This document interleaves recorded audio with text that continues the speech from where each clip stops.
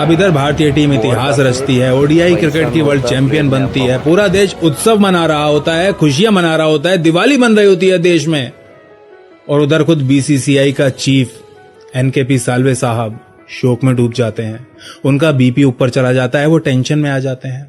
उस समय बीसीसीआई के चीफ रहे एनकेपी साल्वे, महाराष्ट्र से आने वाले कांग्रेस के एक बहुत ही सम्मानित नेता, जो राज्यसभा में कांग्रेस के एमपी हुआ करते थे और आगे चल के 1993 में पीवी नरसिम्हा राव के अंडर कैबिनेट मंत्री भी बनने वाले थे। वो साल्वे साहब टेंशन में आ जाते हैं, शोक में डूब जाते हैं, क्योंकि उन्हें पता था कि हमारे बोर्ड के पास अब इन खिलाड़ियों को देने के लिए एक पैसा नहीं है। इसीलिए भारत के वर्ल्ड कप जीतते ही वो पहला फोन ना ही देश की प्रधानमंत्री इंदिरा गांधी को लगाते हैं और ना ही उनके सुपुत्र और कांग्रेस के जनरल सेक्रेटरी राजीव गांधी को। वो सबसे पहला फोन लगाते हैं बीसीसीआई के ट्रेजरर को और अकाउंटेंट को। वो अकाउंटेंट से पूछते हैं कि भाई ये बताओ, बोर्ड के अकाउंट में कितने पैसे पड़े हुए हैं? हमने सोचा नहीं था, लेकिन ये खिलाड़ी वर्ल्ड कप जीत गए और वर्ल्ड कप जीत के जब वापस आएंगे तो इन्हें कुछ देना तो पड़ेगा इनाम में, तो कितने पैसे दे सकते हैं? अकाउंटेंट कहता है कि सर, अगर पूरा अकाउंट भी खाली कर दें, पूरे बैंक अकाउंट पे झाड़ू फेर दें, तब भी 15-20 हजार रुपए, ज्यादा से ज्यादा 20 हजार रुपए।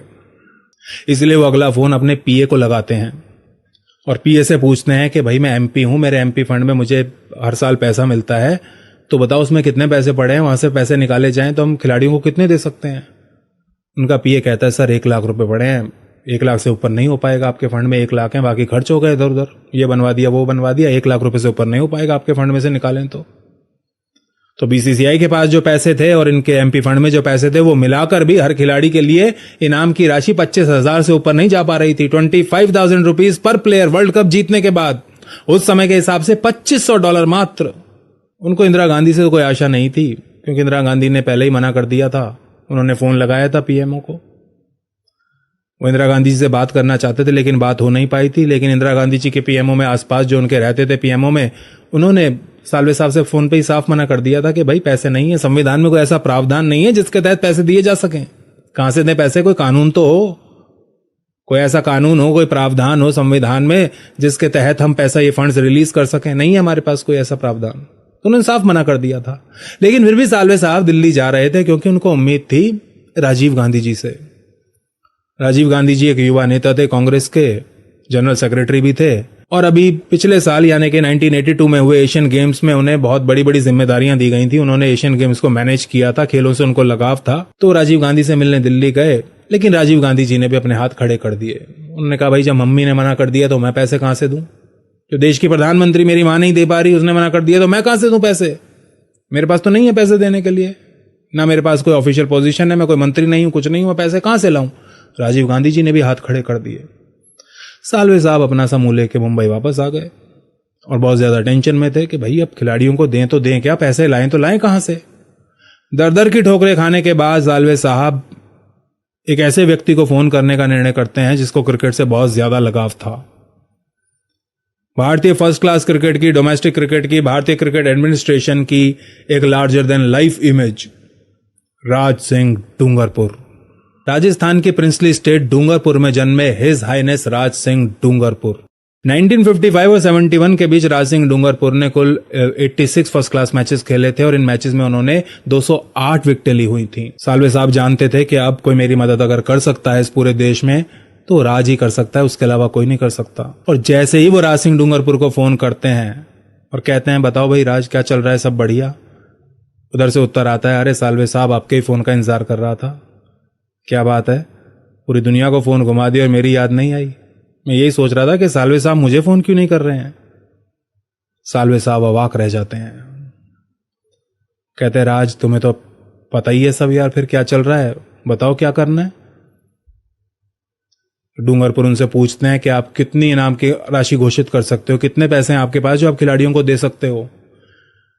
साल्वे साहब कहते हैं कि भाई राज 25,000 से ऊपर नहीं जा पा रहा है आंकड़ा, तो मैं क्या घोषणा कर दूं? डूंगरपुर कहते हैं नहीं, बिल्कुल भी मत कीजिएगा, मैं कुछ करता हूं। साल्वे साहब टेंशन मत लीजिए, घोषणा मत कीजिएगा 25,000 की, मैं कुछ करता हूं, रुक जाइए अभी। दोस्तों ये वो समय था जब राज सिंह डूंगरपुर और भारत की लेजेंडरी गायिका लता मंगेशकर के बीच बहुत अच्छी दोस्ती थी।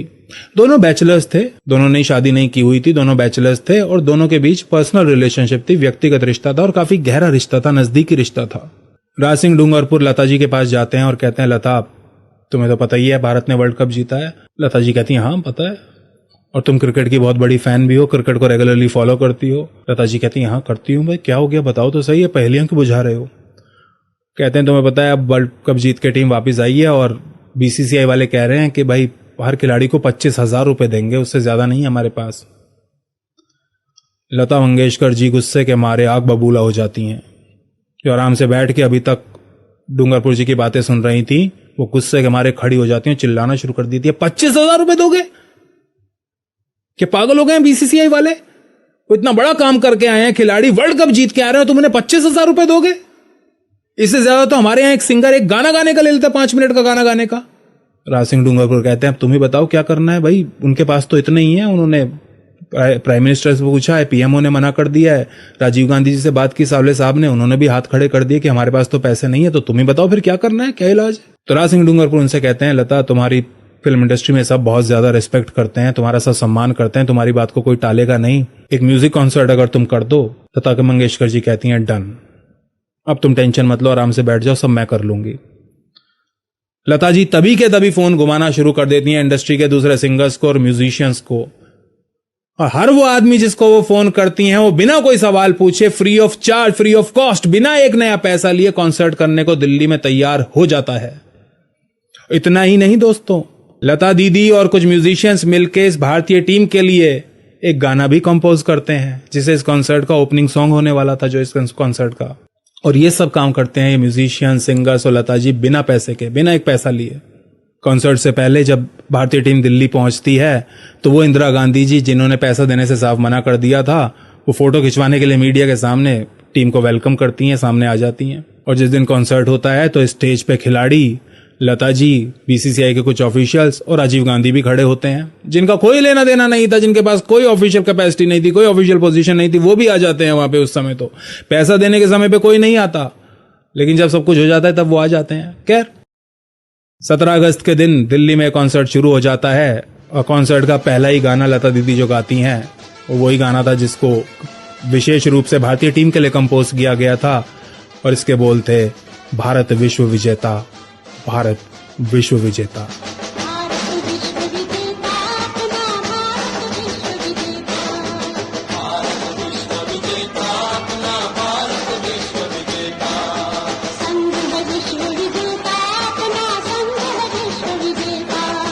स्वर सम्राज्ञ लता जी द्वारा गाए गए इस गाने के साथ इस कॉन्सर्ट की शुरुआत होती है और ये कॉन्सर्ट खत्म भी हो जाता है।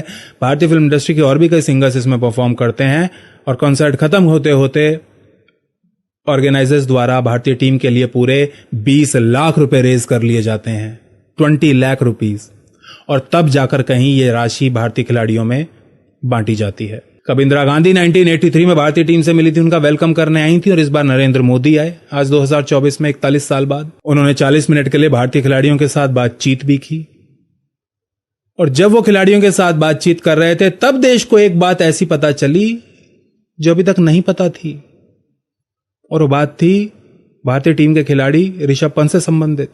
1.5 साल पहले मेरा एक्सीडेंट हो गया था, तो काफी टफ टाइम चल रहा था। वो मेरे को याद है बहुत ज्यादा, क्योंकि आपका कॉल आया था सर मेरी मम्मी को, तो बहुत ज्यादा दिमाग में बहुत सारी चीजें चल रही थी। बट जब आपका कॉल आया, मम्मी ने मेरे को बताया कि सर ने बोला कोई प्रॉब्लम नहीं है, तब थोड़ा मेंटली रिलैक्स हुआ काफी। ऋषभ, जब आपका रिकवरी चल रहा था, मैंने आपसे माँ से बात किया था, मैंने 2 बातें कही थी। एक तो मैं पहले डॉक्टर से चर्चा की थी, तो डॉक्टरों से मैंने ओपिनियन लिया था। फिर मैंने कहा कि भाई कहीं इसको बाहर ले जाना है तो आप मुझे बताइए, हम चिंता करेंगे। लेकिन मुझे आश्चर्य था आपकी माँ के आत्मविश्वास का। ऐसा लग रहा था, जब मैं उनसे बात कर रहा था, मेरा परिचय तो नहीं था, कभी मिला तो नहीं था, लेकिन ऐसा लग रहा है जैसे वो मुझे आश्वासन दे रही है। यार बड़ा बड़ा बड़ा गजब का था जी। दोस्तों, एक तरफ तो हमारे देश में इंदिरा गांधी और राजीव गांधी जैसे प्रधानमंत्री रहे हैं, मोरारजी देसाई जैसे प्रधानमंत्री रहे हैं, जिसकी वजह से ना जाने कितने RNDW के एजेंट्स को पाकिस्तान में अपना जीवन खोना पड़ा, आज तक भी जेल में सड़ रहे होंगे।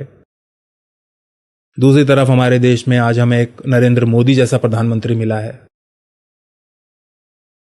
उसके एक खिलाड़ी को, और कोई बहुत बड़ा स्टार खिलाड़ी नहीं, नॉर्मल सा खिलाड़ी, एक खिलाड़ी का एक्सीडेंट हो जाता है, उसको चोट लग जाती है, तो पर्सनली उसके ट्रीटमेंट को सुपरवाइज करता है, उसकी मां को फोन करके दिलासा देता है। उसके 8 पूर्व नौसैनिकों को दोहा में मृत्युदंड दे दिया जाता है, तो उसकी भूख प्यास मर जाती है, वो खाना छोड़ देता है। जब तक उनको देश में वापस नहीं ले आता जेल से बाहर निकाल के, तब तक चैन से नहीं बैठता। आज हमें एक ऐसा प्रधानमंत्री मिला हुआ है और हम अभागे उसको 270 सीटें